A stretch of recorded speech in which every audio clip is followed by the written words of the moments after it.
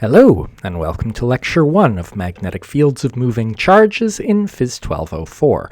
In this video lecture, we're going to look qualitatively at the fields due to various arrangements of moving charges. I want to start by reminding you of a few things we saw in the previous unit and fill in one or two gaps with it. So we've seen that objects that produce magnetic fields, or we could say objects that are sources of magnetic fields, also feel magnetic forces. And this can be understood as a consequence of Newton's third law. If something is a source of magnetic fields, what that really means is that it exerts magnetic forces on other objects.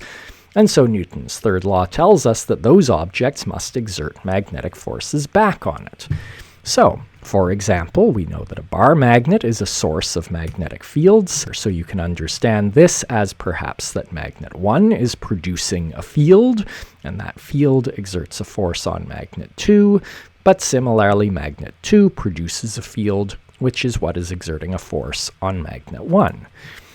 We've also seen that current-carrying wires are sources of magnetic fields, and we've seen that current-carrying wires feel magnetic forces. Don't get mixed up about these diagrams. In this first diagram, I'm showing you a magnetic field produced by this wire, but in this second diagram, I'm showing you a magnetic field produced by something else. We might call it an external magnetic field, and it is exerting a force on this wire. So, for example, we might have the bar magnet that we've seen producing a magnetic field, and that exerts a force on this wire. Well, that is the force then that the bar magnet is exerting on the wire, and Newton's third law tells us, therefore, that the wire exerts a force back on the bar magnet. We've also seen that charged particles that are moving feel magnetic forces. And so, for example, if a charged particle is moving past a wire, and we think about the magnetic field produced by the current in that wire, then there is a magnetic force exerted by the wire on the charged particle. And Newton's third law dictates that, therefore, the moving charged particle must be exerting a magnetic force on the current-carrying wire. And so we conclude that a moving charged particle must be a source of magnetic fields. We didn't see that in the last unit. This is new. I want to stress that it is only moving charged particles that are sources of magnetic fields. We've also seen that stationary charged particles do not produce magnetic fields, and they do not feel magnetic forces. They will interact with things like bar magnets, but only via familiar electrical forces.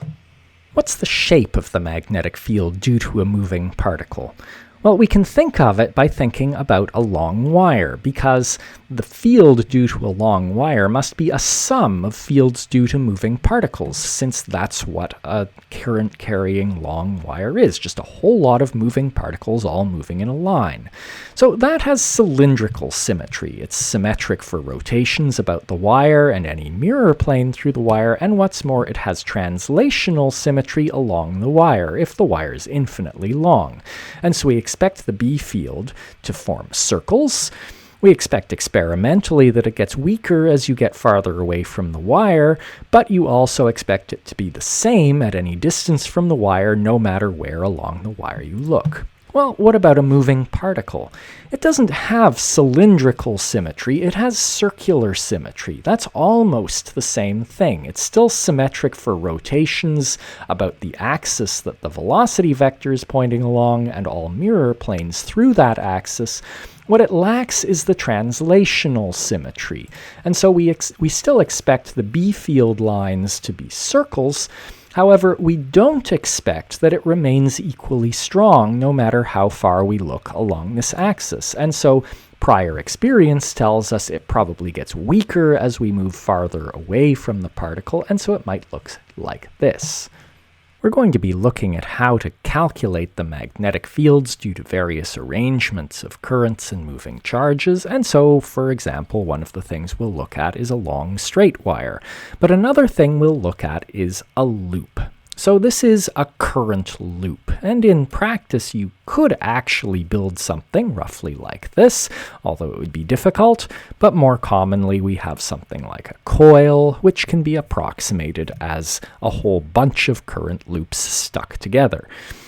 So let's think about what the field due to this must look like, and hopefully this drawing has given you an idea of perspective so that this bottom part down here is closer to you than this top part. And if you use the right-hand rule, you can confirm that the field due to a little piece of the wire, say here, would be circles that would be around it with this sort of orientation so that they're coming up through the ring and down outside the ring. And so there would be a series of such circles like so. And similarly, if you were to look at another chunk of wire over here, and again do the right-hand rule, you would find again that the field is coming up through the inside of the ring and down around the outside. And so let's now think about the field at a point on the symmetry axis of the ring. So here is the symmetry axis of the ring. And if we think about a point up here, what would the field look like here?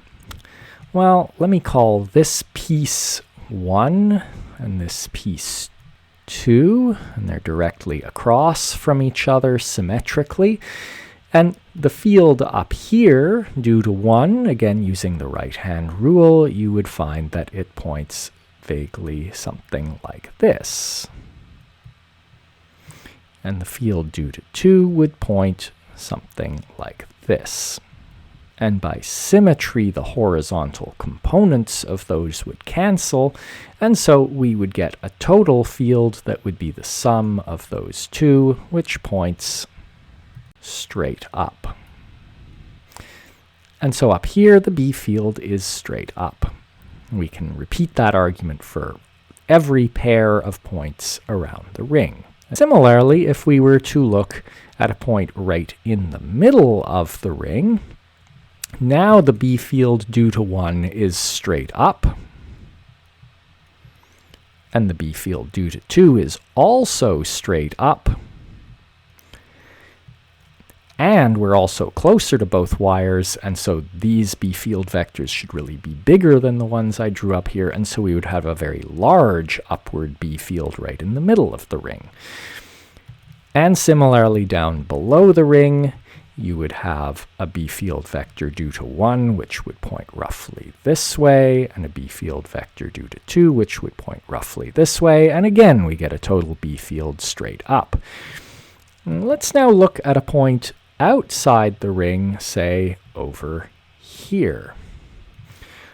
Over here, the B field due to 1 is straight down,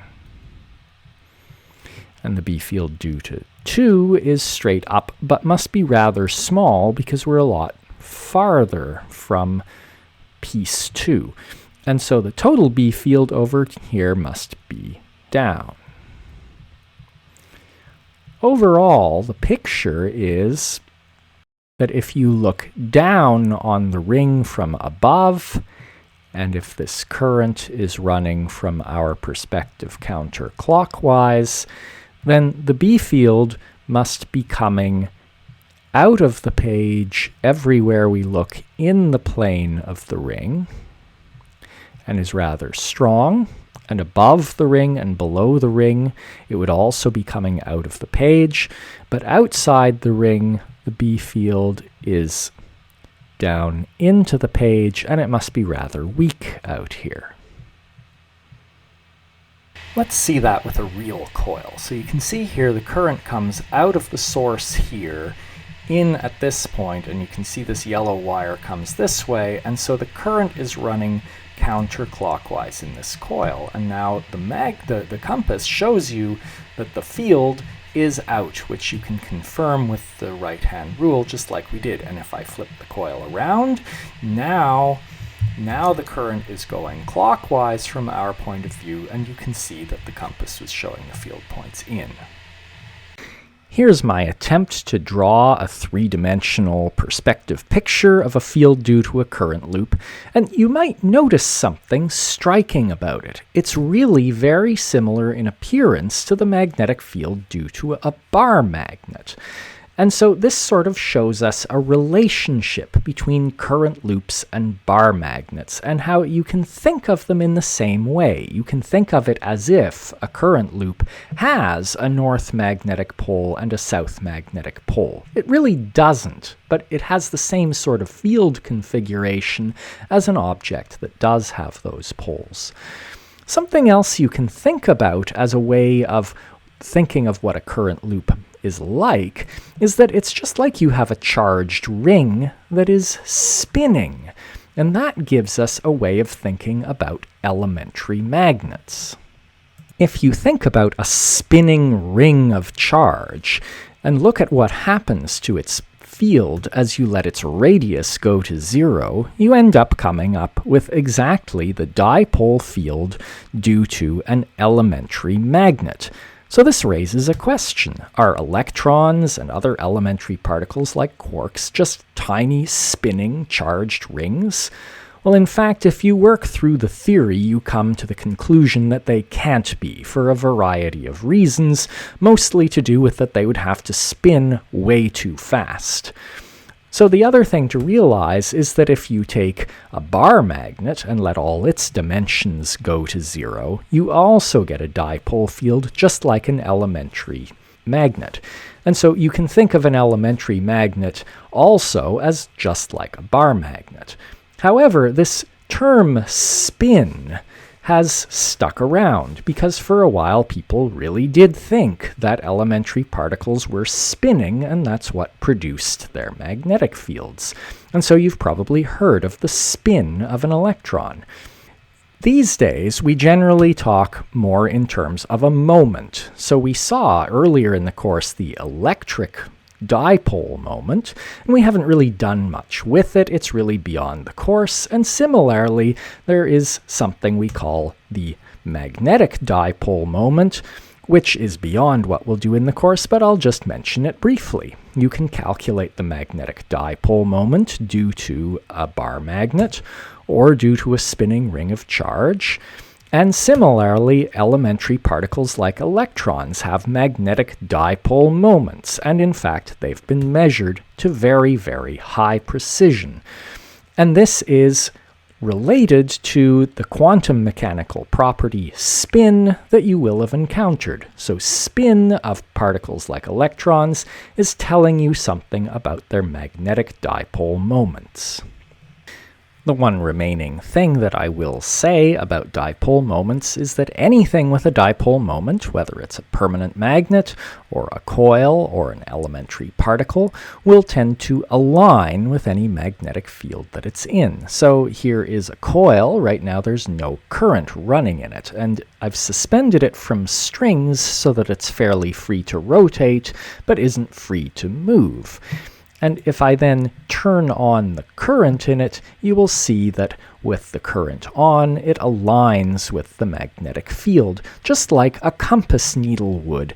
And when I then turn off the current in it, it stops aligning. So this is showing how anything with a dipole moment tends to align with the field, so that the dipole moment points in the same direction as the field that the object is in.